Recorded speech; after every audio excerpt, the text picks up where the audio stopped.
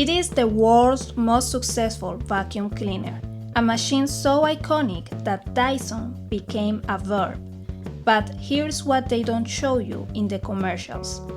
5,127 prototypes, 15 years of rejection, a home mortgaged twice, and a man who refused to believe that the world was working the way it should. This is the story of James Dyson and the invention that almost broke him. Hey, welcome to my channel and welcome to this new episode of the series Against the Odds. In this chapter, we're gonna be talking about Dyson. So let's get into it.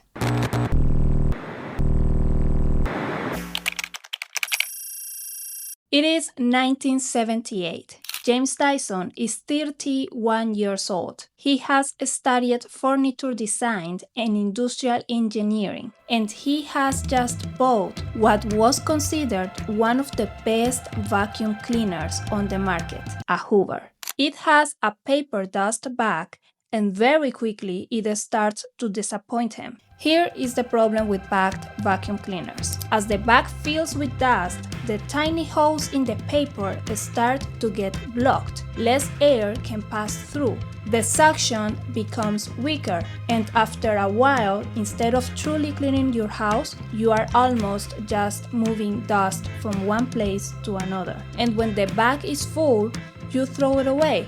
Then you buy another one, and another one, and another one. So it's a problem. Dyson looked at this and thought what many people probably thought before him. There has to be a better way. But the difference is that most people would complain about it, maybe buy a different vacuum cleaner, and move on with their lives. James Dyson did not move on. He decided to solve the problem himself. The answer came from a place that had nothing to do with cleaning houses, a sawmill. In factories, machines called cyclone separators had been used for many years to remove dust from the air. The idea was simple but powerful. Air would enter a cone-shaped container and spin very fast. Because of the spinning movement, the heavier dust particles would be pushed to the outside. Then they would fall into a bin and the cleaner air would leave through the top. No bags, no blocked paper, no loss of suction. Dyson saw this and thought, if this can work in a sawmill, why can't it work inside a vacuum cleaner? So, in 1979, he built his first prototype. It was ugly, it was heavy, it was not elegant, and honestly, it barely worked. But it proved one very important thing. The idea was possible. A cyclone could separate dust from air inside a small machine made for the home. At that moment, Dyson did not know what he had just started. He did not know this idea would take 15 years of his life. He did not know it would cost him almost everything, and he did not know that one day it would change an entire industry. James Dyson did not have rich investors waiting to give him money. He did not have a large company supporting him.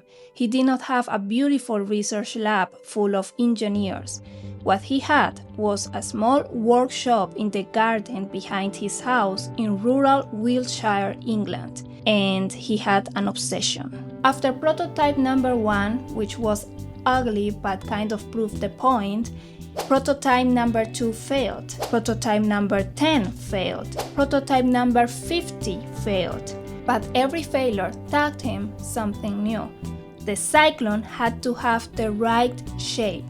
The air had to spin at the right speed. The connection between the dust bin and the motor had to be perfect. If one small part was wrong, dust could escape back into the air, and that meant the machine was not good enough. By 1982, Dyson had already built more than 2,000 prototypes. At home, things were becoming very difficult. His wife, Deirdre, was teaching art to support the family. They had 3 children, Money was limited, very limited. And then the banks started asking for payment. Dyson had used his house as security for loans once, then he did it again, and the interest payments were becoming extremely heavy. His children wore second-hand clothes. There were nights when the family ate beans on toast for dinner, not because it was special, but because it was what they could afford, and they had to save on a lot of things. But Dyson did not stop. He could not stop. Years later, he explained it in a very simple way. He said he did not see himself as a person who loved taking risks. He saw himself as a person trying to solve a problem, and the problem was not solved yet. In 1983, after 4 years of work and 5,127 prototypes, James Dyson finally built the machine that worked. He called it the G-Force. It was pink, it was transparent, and most importantly, it did not lose suction. The technology was new, the design was different, and the idea was powerful. But this is where the real fight began, because the vacuum cleaner industry did not necessarily want a better machine. It wanted a machine that could keep making money. Dyson took his G-Force vacuum cleaner to the biggest vacuum cleaner companies in Europe and the United States: Hoover, Electrolux, Black & Decker, Panasonic, and the answer was almost always the same. Mr. Dyson, your machine is impressive, but people will not buy a vacuum cleaner without a bag. Where will the dust go? People like bags. People trust bags. And then came the real question. Mr. Dyson, who is going to sell the replacement bags? That was the real problem. The vacuum cleaner industry was built around a very profitable system. Companies could sell the vacuum cleaner and then keep making money every time customers bought replacement bags. The machine was only part of the business. The bags were the real business. A vacuum cleaner without bags could destroy that system. It could remove an important source of money, and no company wanted to kill their own golden goose. So, for 2 years, Dyson received rejection after rejection. Letters, phone calls, closed doors. Some companies would not even give him a meeting. His savings were gone. His house was mortgaged to the hilt. His wife was the primary breadwinner. This was the lowest point. 15 years of work, 5,000 failures, and no one would give him a chance. Then, finally, there was a small light in the darkness. A Japanese company called Apex saw the G-Force and liked it.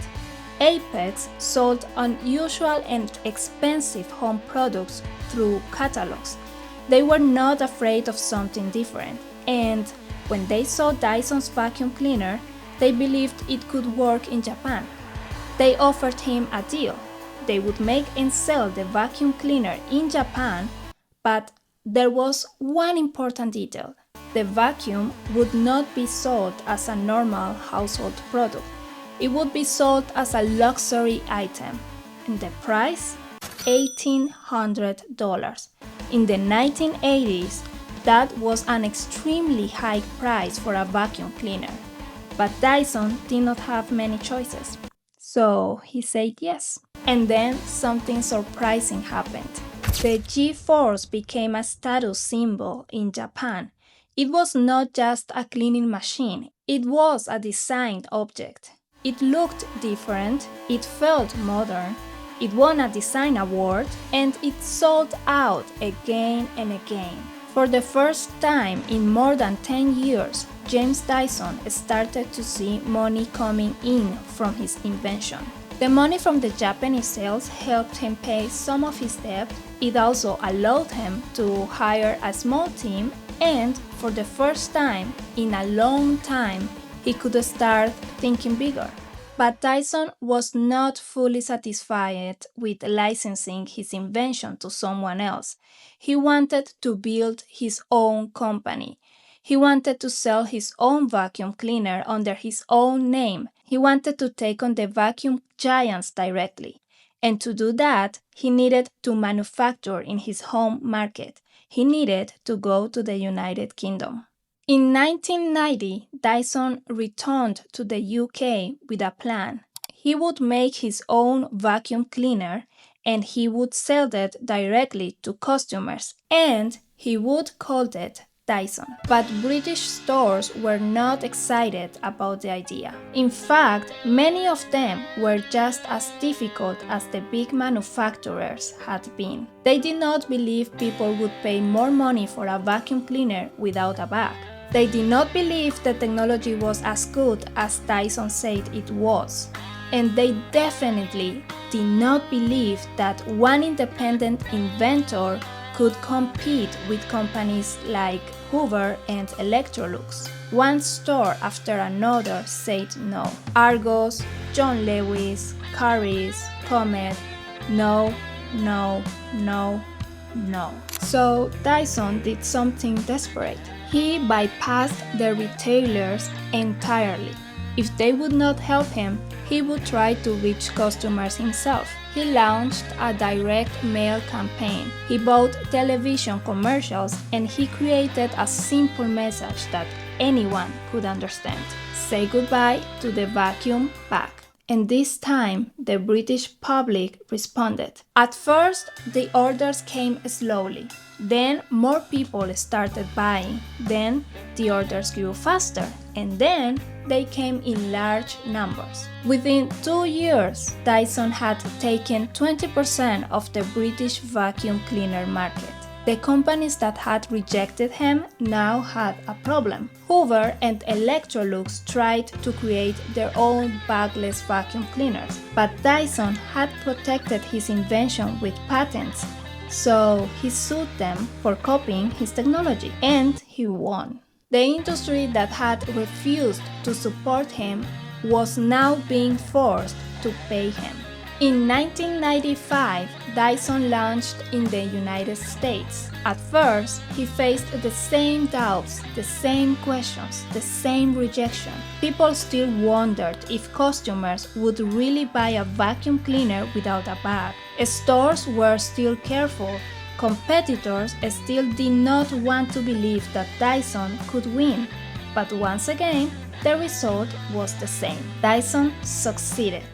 Then, in 2005, the company introduced the ball vacuum, a radical redesign that made the machine pivot and turn like, well, a ball. Instead of being difficult to control, the vacuum could turn smoothly around furniture. And once again, competitors rushed to copy the idea.